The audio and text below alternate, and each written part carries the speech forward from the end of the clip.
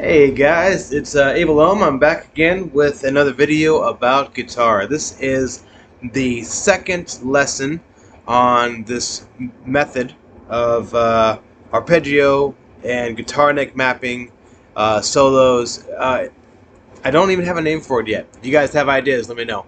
But in the first lesson, we discussed the importance of using triads, the tonic, the third, and the fifth, instead of the pentatonic scale or the diatonic scales during solos. We are going to use those. We're just going to use them tastefully and purposefully. We're going to begin with triads so that we know we're always playing notes that are consonant and sound good. Now, in the first lesson, we also learned the first shape that I wanted you guys to learn, which was the E major open chord shape as an arpeggio shape. And you guys learned it on G, right? And you guys also learned the minor shape, and I did it on the C because we're playing the song Creep, and that was... I hope you guys have been practicing that because we're going to introduce two more shapes today. Remember, I'm only showing you 6 chord shapes and 6 that are basically 6 arpeggio shapes. After you learn those, it's all practice, practice, practice, practice. And we're going to talk about that more. But today you're going to learn the next third of what there is to learn, which is very exciting in my opinion. Alright, so we're going to keep with the same song Creep. That way there's no surprises thrown at you. And what it's going to do is solidify it for you locations of notes on the neck. And what I mean by that is I'm not going to sit here and tell you to memorize that this is a G and here's a G and here's a G and here's a G. What's going to happen over time is that is going to come naturally as you apply this method of arpeggios that connect from one location on the neck to another location on the neck. We're going to emphasize that you know where the tonics are in that shape. So for the first position, I did it very briefly. I said this was the tonic, and this was the third, then the fifth, and then the octave. I didn't tell you the next one is the third, then the fifth, then the octave. So it's a good idea to start to memorize or even end your practice on those octaves, okay? So if you're playing the scale of the arpeggio, it's a good idea to end on this tonic or this tonic or this tonic. Those are all the root note. And with the minor, it's the same position because you're playing 1 4 3 3 1 1 1 4. The tonic is still here and here and here. So if you get in the habit of ending and starting your solos on the tonics of those arpeggio shapes, it's a game changer. So that's the first thing I wanted to mention before we start new material, is that the first 2 shapes that you learned, well done, perfect. Now focus on memorizing where the root notes are in those shapes, okay? And the root notes don't change where they are. You can change where your hand is, whether you're playing a G, an A, or a B, but the root notes are still in the same location.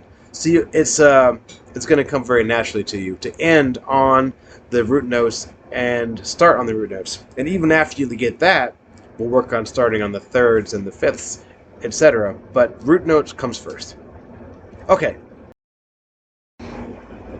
In the first video, I very purposefully started our journey in the E major open chord, and we learned the E minor open chord also translates. The next position I'm going to show you is also very purposefully chosen. Most of you know the C major chord by now. Now, this chord also very easily can be moved up and down the neck. What you're going to do is, again, treat that nut like you can move it. So typically you learn the C major with pointer, middle finger, and third, but we're going to change that. We're going to use middle finger, third, and pinky because that is your new chord shape, okay? So you're barring this fret, and you have your pinky on the fourth, your ring finger on the third, and you have your middle finger on the second string. Now that is another major chord shape, because again it comes from the C major here. C major would be there, go up 2 frets for the D major, 2 more for the E major, and so on. Right? So in the last video I pointed out that we could play the G major here, but you can also play it up here. What I'm doing is I'm applying that chord shape that I just showed you, and you're on the 7th fret, okay? Now over time, again, it's going to start to sink in where one chord goes to another and where the tonics are. But I'm going to point something out to you first. On that first shape, we're doing this, and I said we end on the 5th fret, right? I'm sorry, we end on the 7th fret.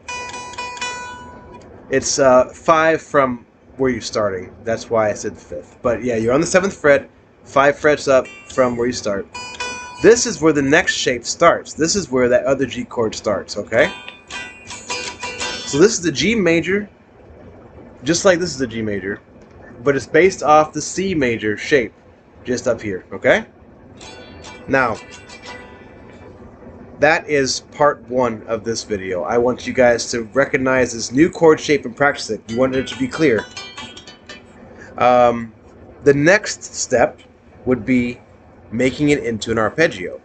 So again, arpeggios, we're simply finding the notes 1 3 5 1 3 5 1 3 5 over and over and over again. However, I want you to know that this is 1. This is the G. So this one is not 1. This is technically 3. So in this arpeggio, we're starting 3 5 1 3 5 1, etc., all the way up to the top. This is the shape, okay? Now, as far as technique goes, you might notice I'm not showing you my picking hand, because there are a lot of guitarists out there who would tell you if you don't pick this certain way, you're doing it wrong. And there are other guitarists who tell you if you think about your picking too much, you're going to slow yourself down. I am more inclined to the second opinion, because I find that when I'm trying to teach myself to pick a certain way, it does slow it down. It even makes it sloppier and not ring as clear. So, with your right hand, I don't care how you pick. And with your left hand, I don't really care what fingers you use. There's a lot of guitarists who use their ring finger for everything, and they rarely use their pinky finger, whereas classical guitarists will tell you that that is incorrect. So let's talk about this shape. The shape is 1 4 4 3 1 2 1. Okay? Now, and you also end with a 4. Now, I do not care if you use your ring finger and pinky like so, or if you just use your ring finger and pointer finger, or middle finger, sorry. What I want you to practice is making it sound clear, and where do you feel and think that you have the most control. So that's the second shape I want you to learn. And then, of course, the other way.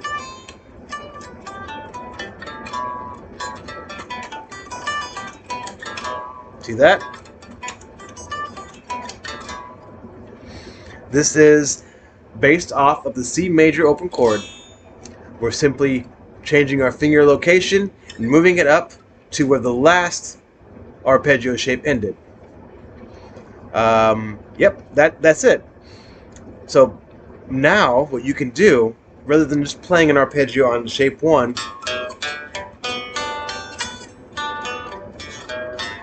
you actually have the ability to move up to the next location, which is exciting.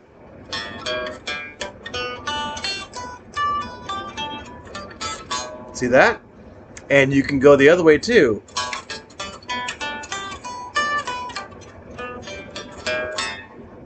Alright? What you've done is already mapped this much of the neck with the G major chord, which is pretty cool because scales fall on top of the arpeggios that you're going to get to next. But for now, just look at those two different shapes. You've covered 2/3 of the neck. the next lesson I'll show you the third shape so you can cover the last third of the neck.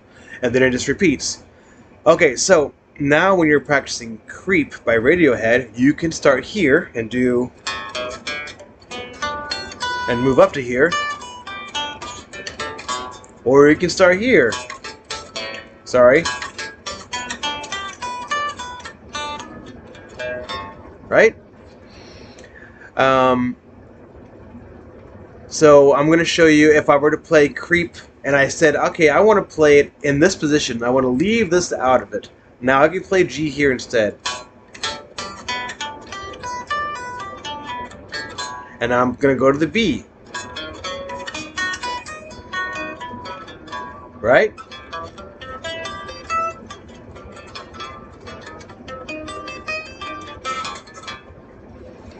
All right. Okay, so now you have half of the chords learned and half of the arpeggios learned. Next, we're going to go on to the second arpeggio shape in the minor form. So the first one, once again, 1 4 3 3 1 1 1 4, right? And hopefully you've been practicing that going up the scale and down. Okay? The next step in this arpeggio shape, it comes off of the D minor open chord. So if you don't know the D minor, I'm pretty sure you do. It's like this. And just like the other concept, we use this open chord and we move it up the neck. So we're going to change our fingering. So now I have my middle finger on the first fret of the first string.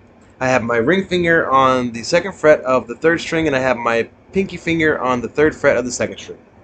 It's a mouthful, but if you look at my fingers, you know what I'm talking about.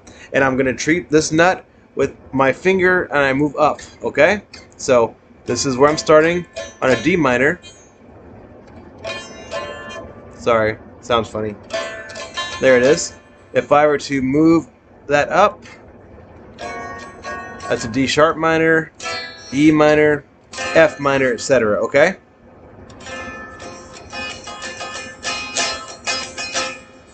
This is a chord shape that most of you probably don't practice in your bar chords, but you should. Welcome to your new chord. You can use this minor shape on the neck. So let's just say I'm playing my C minor here, right? In case you guys forgot, C minor bar chord is 3, 5, 7, 8th fret, okay? This is where we were doing the... Alright? C minor. Now, the chord that you just learned, the way that it hooks up to this one is it once again starts where this one ends. So this is where it ends. This is where the other one starts. Okay? This is the shape you just learned. Okay guys, so I'm going to show you the second position, the second minor arpeggio shape. We're starting with our C minor right here. Now the D minor was like this down here, right? And if we were to change our finger position and move it all the way up here, basically this new chord, not new chord, same chord, this is also a C minor.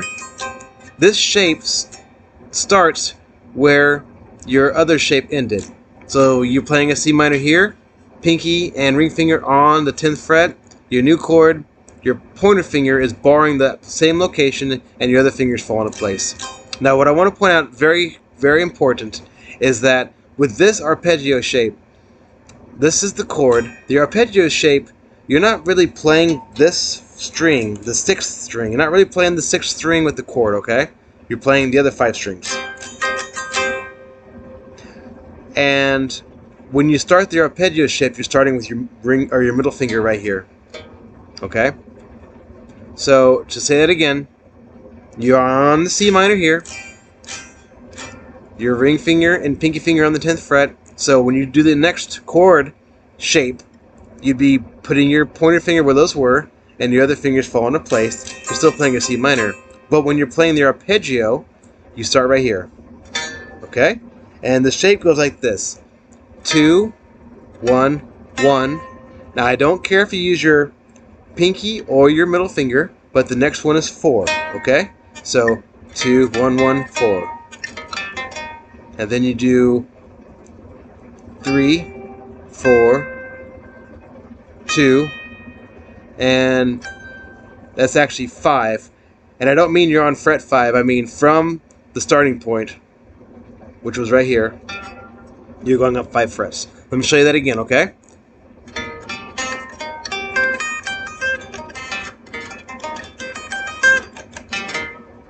Okay? Now, that's a really, really fun shape. When it comes to learning how to do sweep picking later, you're going to definitely be using that one a lot. Okay?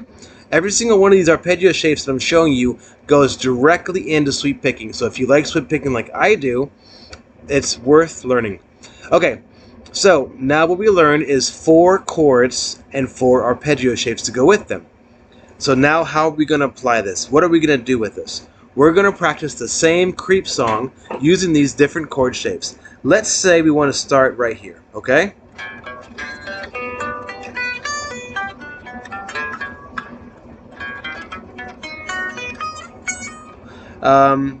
Yeah, so I showed you the second shape for the G was right here. And I showed you that it starts, this G starts where this G ended. Now, the same thing applies to the B here. This is where the next one ends. And here is the C. Okay? And now we have the C minor. We also know that it goes to this one. So now you can begin to do some really exciting things. You can start practicing going from here, G, up to this G. And then you practice going from this B to the B up here, from the C to the C up here, and from the C minor to the C minor up here. And in practice it looks like this. So for the moment, just so you can get used to practicing going from the first shape to the second shape, and then, well, in both, major and minor. First shape's like this in the G. We're sliding up to the second shape. And now we're going to start the first shape here on the B. And we're going to slide up, because you just played the B major on the second shape. Now we'll go back down to the C major and slide up again. And last but not least, we're going to do that C minor and slide up. So when you start practicing, it should get faster and faster and faster, but make sure it's clean. I want you to also try your best to practice going the other direction.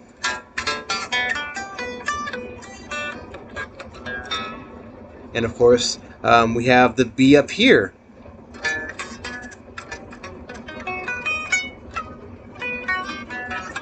And the C up here. And the C minor up here. Right? Alright, so this method, once again, I've never seen anyone else doing it. That's why I think it's really something special, and I really think that you should spend just a few moments watching this series. Learn the shapes and try them out for yourself.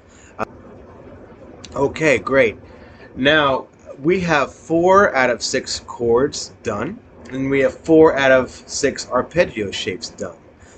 From here on, we're going to learn the last two of each, and I'm going to show you how they all connect.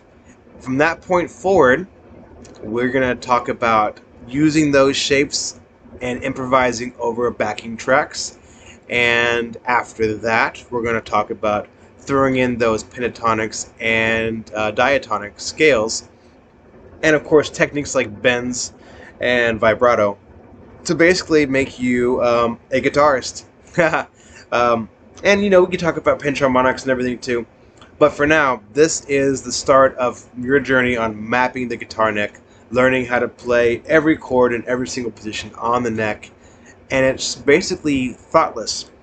For now, I know it seems like a lot. That's on purpose. I'm showing you the building blocks, and the speed will come, the perfection will come, knowing what chord you are playing will come with practice. The practice is part of the fun. You play these over backing tracks. I have a wonderful YouTube channel that I found. I got his permission to play the backing tracks while these tutorial videos are going, so that not only can he get recognition for his wonderful backing tracks, but I can use them because they're the best. They're really, really great, and I want you guys to use his backing tracks to practice.